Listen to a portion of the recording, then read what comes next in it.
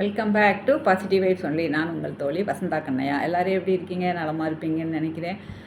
நானும் சமீபத்தில் ஒரு ஆர்டிக்கிள் படித்தேன். தலைக்கு எண்ணெய் வச்சு குளிக்கிறதோட இம்பார்ட்டன்ஸ் பற்றி. நல்லெண்ணெயில் நல்லா கொஞ்சம் லைட்டாக சுட வச்சு அதில் சில பூண்டு, மிளகு, ஜீரகம் தட்டி போட்டு பொரித்து அந்த கைப்பதமாக ஆறுனதுக்கப்புறம் பாடி ஃபுல்லாக தேய்ச்சி தலைக்கு தேய்ச்சி ஊற வச்சா அதுக்கப்புறம் அரைக்கோ இது சோப்பை போட்டு குளிக்கலாம் அப்படின்னு போட்டிருந்தது. இது வந்து முன்னோர்களின் வாழ்வியல் முறை. அவங்க அப்படி தான் பண்ணாங்க. அதனால் நோயற்ற வாழ்வு வாழ்ந்தார்கள்.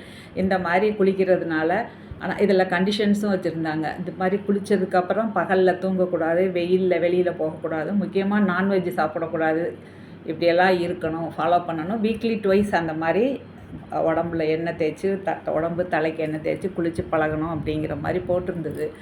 இது பழைய முன்னோர்களின் வாழ்வியல் முறைன்னு. இது இப்படி பண்ணினோம்னா நமக்கு தூக்கமின்மை, நரம்பு தளர்ச்சி, இந்த மாதிரி மூளைக்கோளாறு, நிறைய இந்த மாதிரி 40 விதமான நோய்கள் வந்து குணமாகுமா. இது வந்து 100% உண்மை அப்படிங்கிற மாதிரி ஒரு ஆர்டிக்கிளில் படித்தேன். பட்டு நம்ம என்ன பண்ணுறோம், இப்போ இருக்கிற ஜென்ரேஷன் தலைக்கு எண்ணெயே வைக்கிறது கிடையாது. தலைக்கு குளின்னு சொன்னால் பேருக்கு அந்த எண்ணெய் இல்லாத முடியிலையே பேருக்கு ஷாம்புவை போட்டு குளிச்சுட்டு ஓட்டிடுவோம். நானே இப்படி தான் பண்ணியிருக்கேன் முன்னாடியெல்லாம். இப்போ சமீபத்தில் எனக்கு தையல் மிஷின் ரிப்பேர் ஆனப்போ போய் எப்படி சரி பண்ணுறதுன்னு போய் கேட்டப்போ அந்த ரிப்பேர் பண்ணுறவங்க சொல்கிறாங்க, அம்மா நிறையா ஆயில் போட்டு அடிக்கடி ஆயில் போட்டு வைங்க, அதுக்கப்புறம் இது யூஸ் பண்ண ஆரம்பிங்க, சரியாயிரும்னு. அப்போ அந்த மிஷினுக்கே ஆயில் போடுறோம், நம்ம இந்த தலைக்கு உடம்புக்கெல்லாம் என்ன சரியான ஆயில் தேய்க்கிறோமா அப்படிங்கிறது நான் நினச்சி பார்த்தேன். அதனால தான் இந்த வீடியோவே போட்டேன் நான்.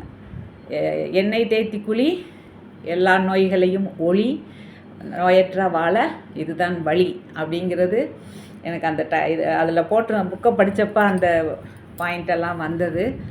நம்ம இதை பார்த்த பின்னாவது எல்லோரும் அது மாதிரி ரெகுலராக ஆயில் தேய்ச்சி குளிக்கிற பழக்கத்தை அட்லீஸ்ட் வீக்லி ஒன்ஸ் பண்ணுற பழக்கத்தை வச்சுப்பீங்கன்னு நினைக்கிறேன். தீபாவளி வருது, நம்மெல்லாம் தீபாவளி அன்றைக்கி மட்டும்தான் சில பேர் குளிப்பாங்க, அதுவும் உண்டு தான். அட்லீஸ்ட் ரெகுலராக பண்ணோம்னா நம்ம உடம்ப நோயற்ற வாழ்வு வாழ்கிறதுக்கு வழி பண்ணலாம்.